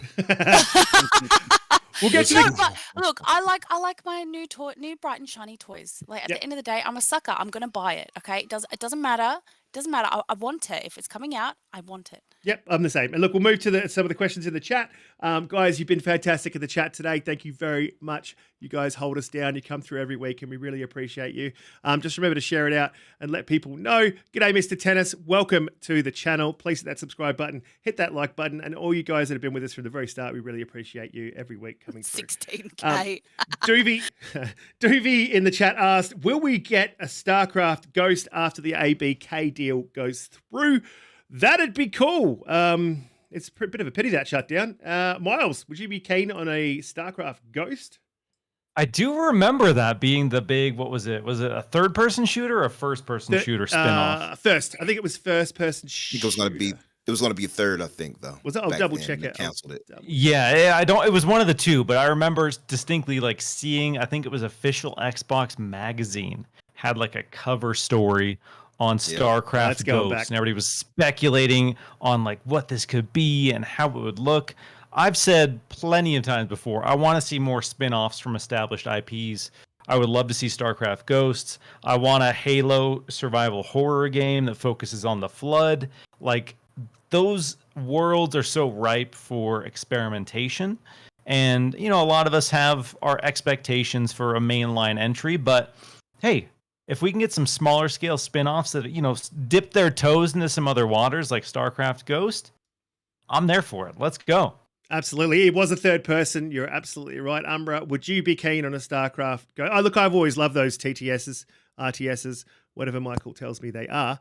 I've always been keen on those, and I love those just the way they are. But I love third-person shooters as well as first-person shooters. So I'd be super keen. I would absolutely love it. I mean, I remember that issue, Miles. I had that book, that magazine rather. I Oh, believe, yeah. Yeah, I think Ryan McCaffrey was still working there at the time, as a matter of fact, when it came out. But yeah, I remember that, and I was actually really excited for it. I remember it just vanishing into the ether. It's just we never got it. So absolutely, I agree with you too. Like, if you have this lore, it's the same thing with Halo, like you mentioned. You have such like big lore that they have. Go fully into it and explore that. I look at Disney and look at what they're doing, and it's like, wow. Like, look at what they're doing with their Star Wars franchise. That's what should have been happening long ago. And you know, they're utilizing that franchise to its fullest. And we getting good shows out of it too. That's the really great thing about it. So absolutely. And we did hear from Mike Ybarra where they said they would be having a lot of new things they're working on. So I can imagine that they'll probably delve into that more. You know, I'm hoping so, at least. Would it be good to see? It seems to be a bit of a time in the past, 5 years that we really haven't had a lot of new IPs from the AAA studios. They've been focusing more on what they already have and capitalizing on those, and sometimes not even capitalizing, completely ruining. So I would be super stoked for them to at least spin off an IP, as you said, Miles. Doom, would you be keen to play StarCraft Ghosts? I mean, I love all those games. They're amazing. Warcraft, StarCraft, great games. Yeah, I've actually one of the first games that have really got me really sweaty, World of Warcraft. I raided in a guild for about 7 years. So yeah, I have had a bit of experience with the Blizzard side of those kinds of franchises. Look, I think there was the reason why it got cancelled in the past was because they didn't have the online support. So hopefully with Microsoft acquisition of Blizzard, potentially I think this could be really successful. Oh, as an MMO, you're saying that it could possibly blow it? Oh, I don't know. Maybe. That's an interesting idea. An online MMO StarCraft third-person shooter. I could get down with that. I like that. Well, if they've got Microsoft behind them, I mean, I think anything's possible. Mm-hmm. Absolutely. Pete, keen for a StarCraft? Like I said before, I'm not a PC player, but it looks like a world that I could really get into, and I do think that, like I said before, Microsoft are integrating both console and PC until it's going to be very hard to differentiate between the two. We've seen that Microsoft tend to only buy studios that can make games for console and PC. So yeah, look, if it comes to console, I'd love to give it a go. It all depends on how they implement the controller buttons, because I don't like playing on keyboard and mouse, and I think I'm not an either or. I pretty much aim strictly on controller, but it's definitely a world that I'm interested in. I love that space, sci-fi, look of the game. It's why I'm so interested in Starfield. So yeah, if it came, I'd definitely like to try it out. Is it because the buttons on a keyboard are hard to see? There's too many? Or You guys, I just have one thing to say for the Horde. Oh yeah, I'm Alliance all the way. Lord. For the Horde. We'll move into Halo as we always do every week. And there's a couple of things here. So Jerry Hooks, the head of design, he was one of the guys that was on the video for the launch of season 2. They did a YouTube release, and it's a bit of a shame to see him go because he's a big part of 343 Industries, head of design. And this just seems to be like another big name leaving 343, another big position leaving 343. This just doesn't bode well for the game. I can't see this as, I'm just heading over to have some time with my family type bullshit that we hear from these guys when they leave. I think there's something seriously wrong at 343, and I think it's Bonnie Ross. Miles, what do you think? You think this is a serious issue that all these developers are leaving 343 in basically a mass exodus? Yeah, I mean, they've had a lot of, I guess, department leads exiting since the launch of the game. And yeah, a lot of us on the outside, we can speculate on what that means for, the internal workings of 343. I think realistically, it's probably a little bit demoralizing to be working on Halo right now. I really don't envy that team in a lot of ways. The conversations since launch have been pretty bad. Like it's probably been pretty rough to hear nothing but negative feedback for months and months and months and months and months. So that maybe that's part of it. This is just speculation on my part. I don't really know what the reality is behind the scenes there. What's disappointing, I think, for a lot of people is that Halo Infinite launched in such a great state. People were so excited about the launch of that game. The multiplayer was tight. People were loving that. People really enjoyed the campaign. And then this being their first foray into the free-to-play live service thing, people since then have been very critical of the lack of content coming to the game. And, I don't think that's unfair to be critical of the flow, and especially if you are a diehard Halo player who wants a reason to play Halo every single day. I think you can look at Halo Infinite and say it hasn't been doing that for me. So yeah, I'm always hesitant to be super brutal and say, oh, so-and-so needs to be fired, because I just realistically don't know what the inner workings of that studio looks like. And over the course of the last several years in my position, I've had the opportunity to talk to people who work from all different disciplines in the gaming industry and get insights into the absolute chaos that goes into shipping a game. And it's given me a greater appreciation for it, because it's really a miracle that any game ships ever, based on the conversations I've had with all of these people. And Halo had to get a lot of things right, and it didn't in some ways, and a lot of fans have been very upset. So I imagine that someone with that experience and that expertise could go somewhere and work on a new franchise that doesn't have all of the baggage of Halo. And I don't know. I really don't know. It's hard for me to say what the root problem is. But yeah, a lot of people are not super keen on Halo right now. Yeah, well, look. So, Miles, are you telling me that you think he jumped a sinking ship? I'm not. No, that's definitely not what I'm saying. I'm just saying, no matter who you are and no matter how professional you are, at a certain point, if the feedback from your audience for a game, let's say you're in a position where you have spent years and years of your life building up to this, releasing this project, this art into the world, and then it's just negative feedback for months and months. Like I can imagine how I would feel in that situation. And, at a certain point, you're probably like, you know what? All right, I don't really want to deal with all of the negativity that's surrounding this. So I'm not saying that Halo's doomed by any means. I'm just saying, like, at a certain point, you got to ask yourself, do I want to deal with the community that's associated with that when the feedback of this is so overwhelmingly negative? Unfortunately, very true. And I mean, a longtime Halo fan myself, and all of us out here, we know that the community can be extremely toxic. I mean, so toxic that they had to close their Discord. So it's true.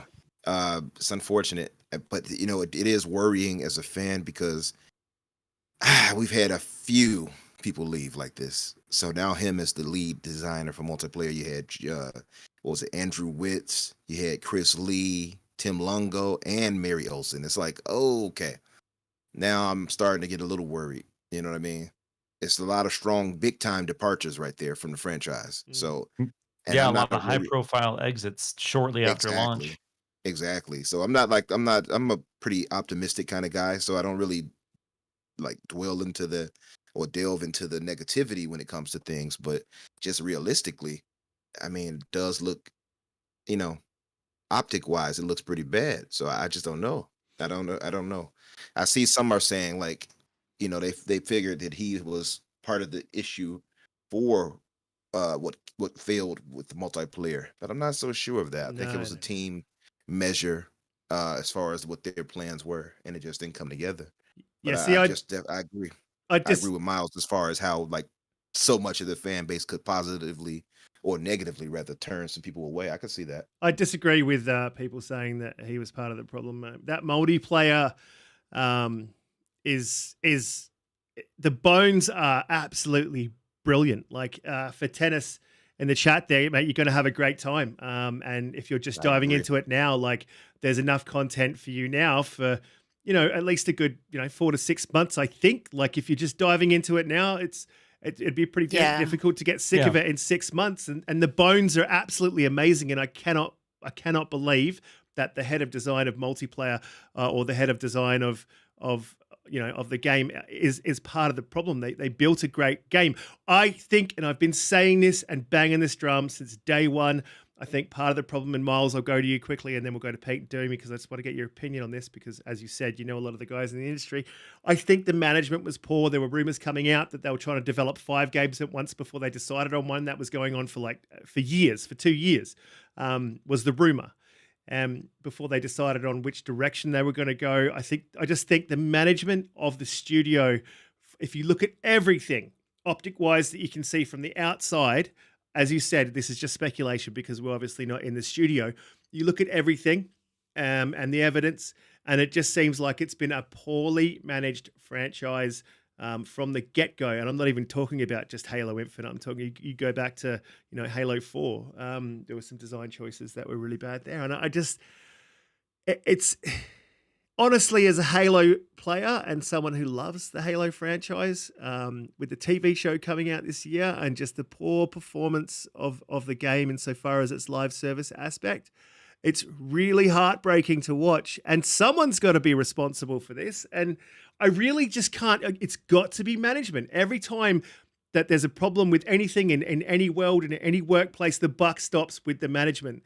And it has to. Otherwise, what is the point of having a manager? You just have people running around doing whatever they wanted. So to me, the buck stops at the top, and it's got to be Bonnie Ross. And she seems like she's very insulated because of her history, and she has a good history. But I just think she hasn't been stern enough with that studio and directed it well. And here's another question before I go to you, Miles, about what I just said, is do you think that Joe's come in and created a bit of tension? And this is just speculation again, so we're not asking for any facts here. Do you think that this is just that Joe's come in, created a bit of tension with the team, and is pushing and being stern?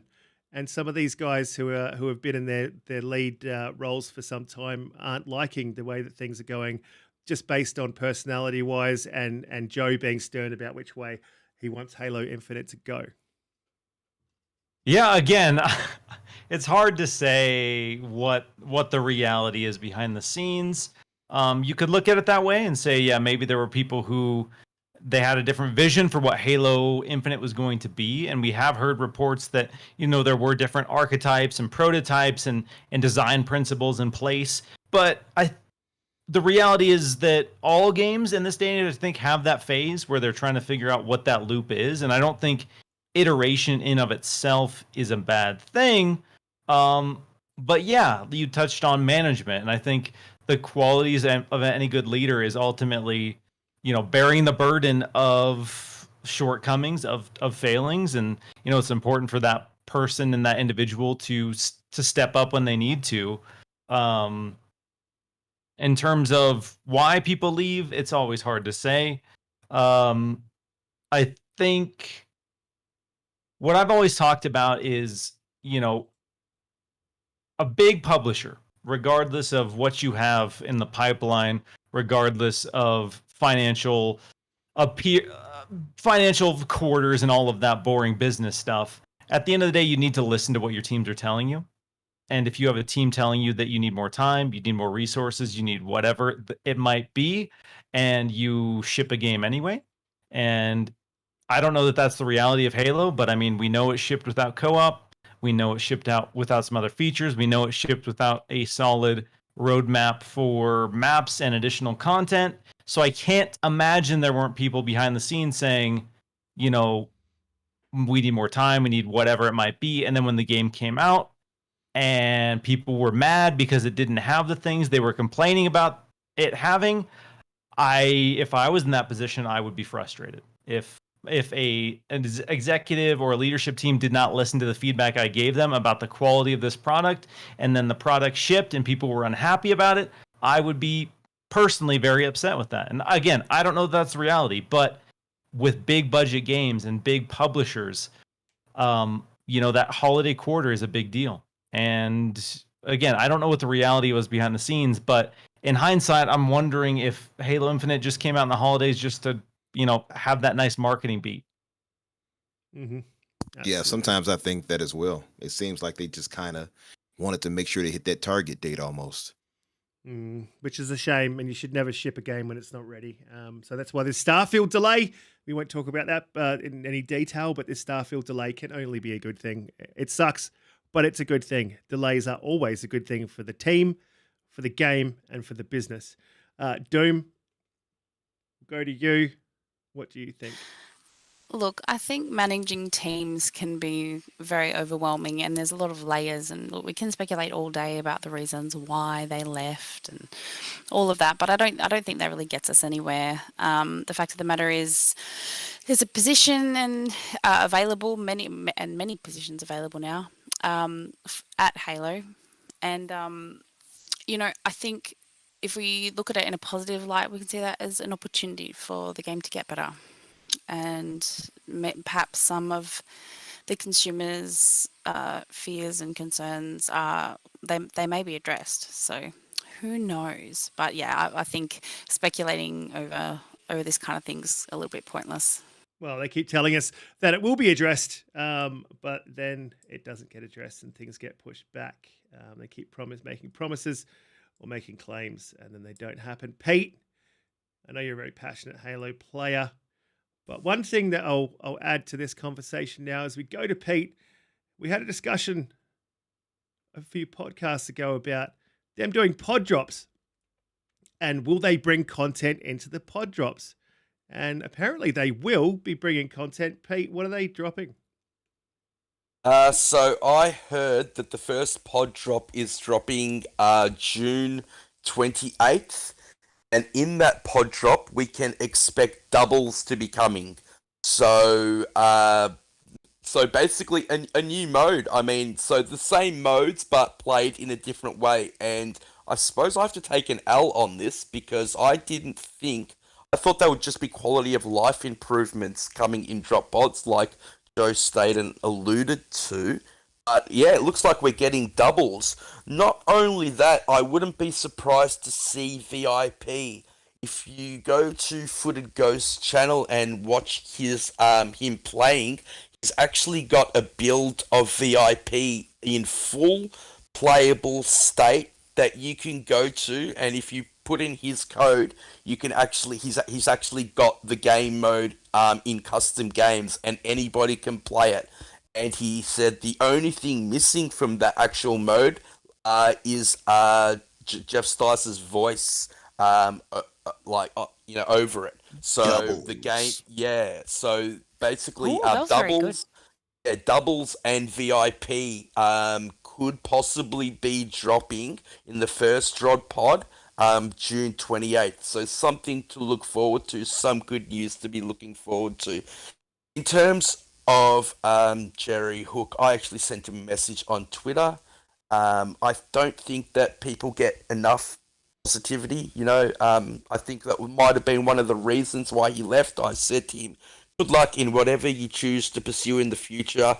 Thank you for making such a great game, and I've made so many friends through the Halo community, and he did like that comment, and I appreciated that. Because I have so many people in the chat today, and you guys, Umbra, Risket, and even you, Doomy, you know how many times we've played Halo together, and how much fun we've had together, and how many community Yeah, game for nights sure. that I've played with all the guys in the chat, and it's always a great time. And Jerry was a big Absolutely. part of that. Was a big part of that. So whatever he moves on to, I hope and wish him all the best. Do I think it's a good thing that Jerry's leaving? No. He just detailed the Battle Pass season 2 with Which is good. Check. Yeah, he went through it.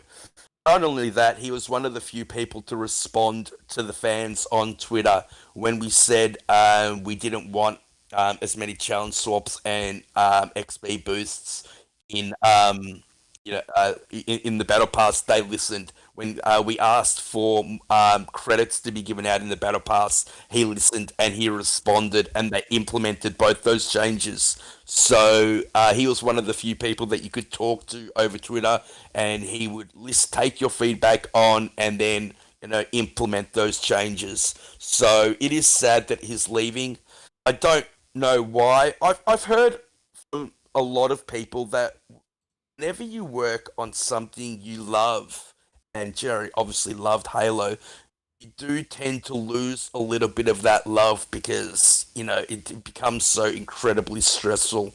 And the Halo community is very boisterous. They're not afraid to voice their negativity, their concerns, and they spew a lot of hatred and and negativity sometimes, and that can weigh on anybody, especially after you've been there for as long as he's been there. And not only that, the game developers, and especially one as talented as Jerry, are really wanted and in demand at the moment in the industry. So he can pick up and pretty much get a job wherever he wants to go.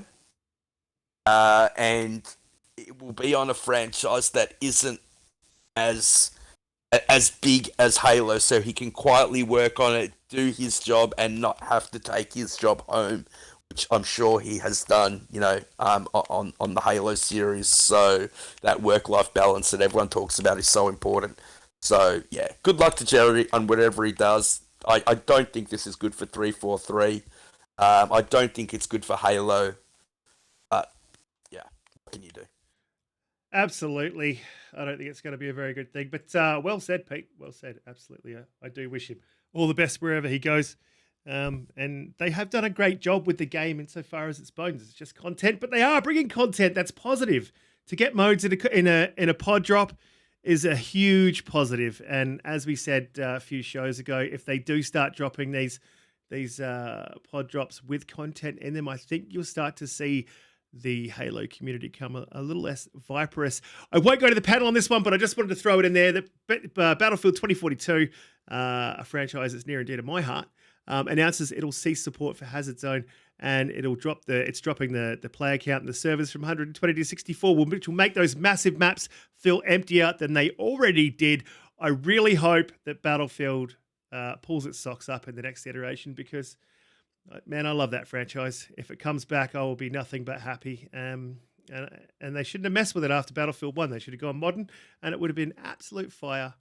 We've talked about that. Look, we'll just go to the last topic for the day. Operation Keystone has been confirmed. If you don't know what Operation Keystone is, it's an Xbox Fire Stick, and it's being iterated on right now, and Xbox has confirmed.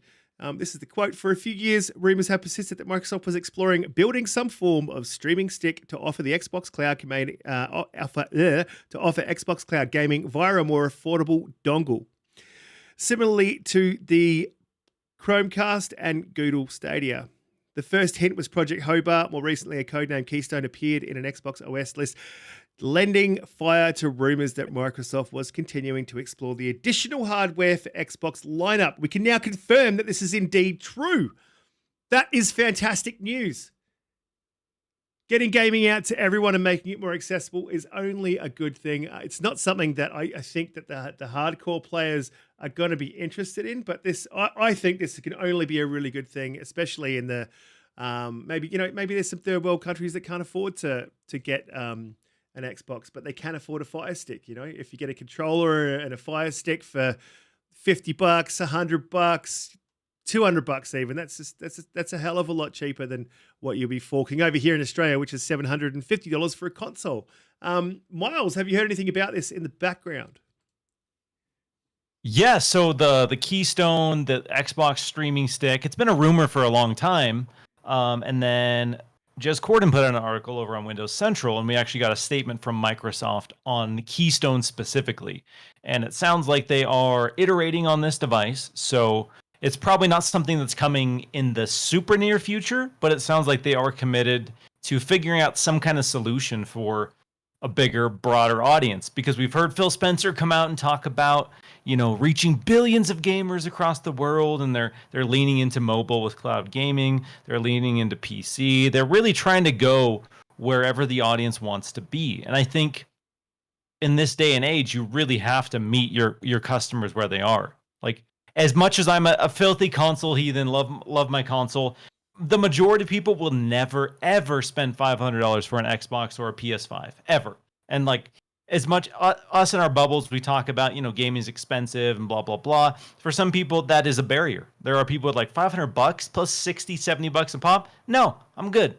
Never, ever, ever. But if you tell your buddy who's super casual, he can buy a streaming stick for his TV, and it comes with a controller, and then he can just pay $10 for the month if he wants to check out some games.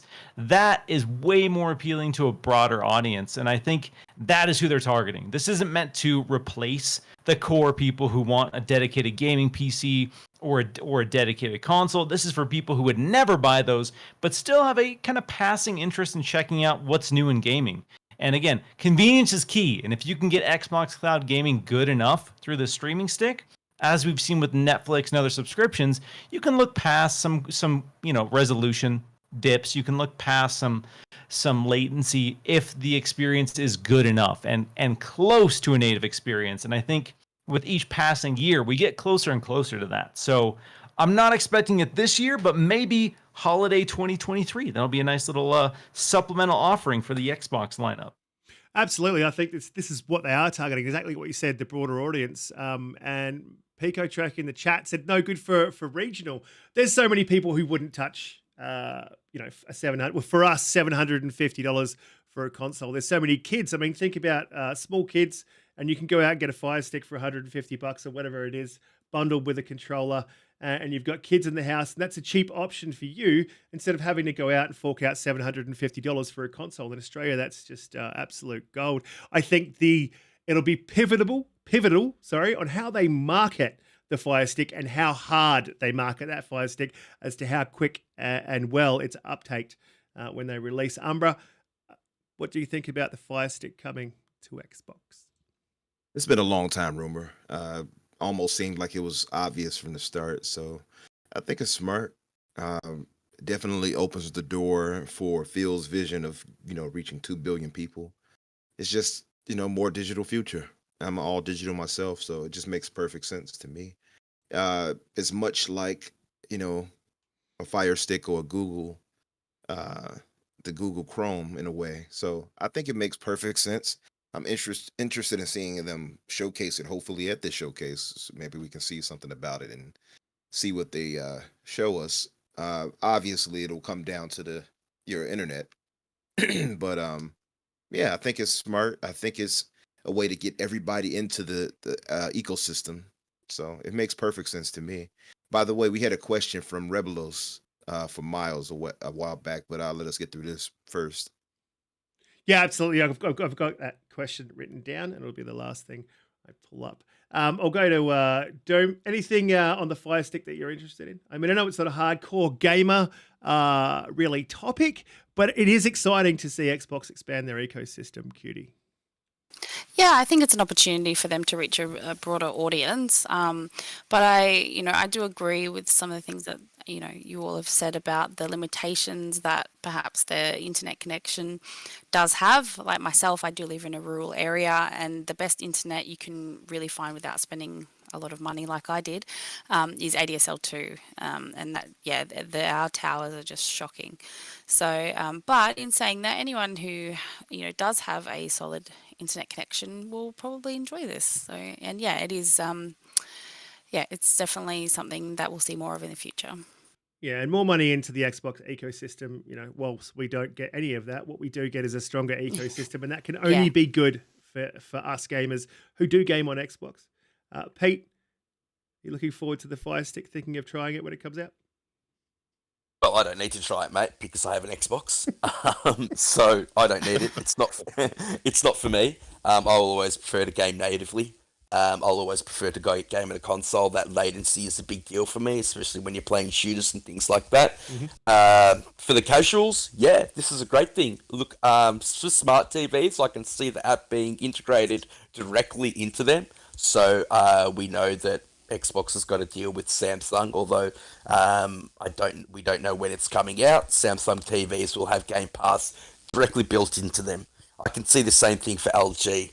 But for older TVs, they're going to need something that will enable them to basically do the same thing. And this Project Keystone and dongle is, the perfect thing for that. So in terms of pricing, I think it'll be the price of a controller, and that's it. I think that Microsoft will take a loss straight away to get people into, just like they do with consoles. They'll take a loss initially.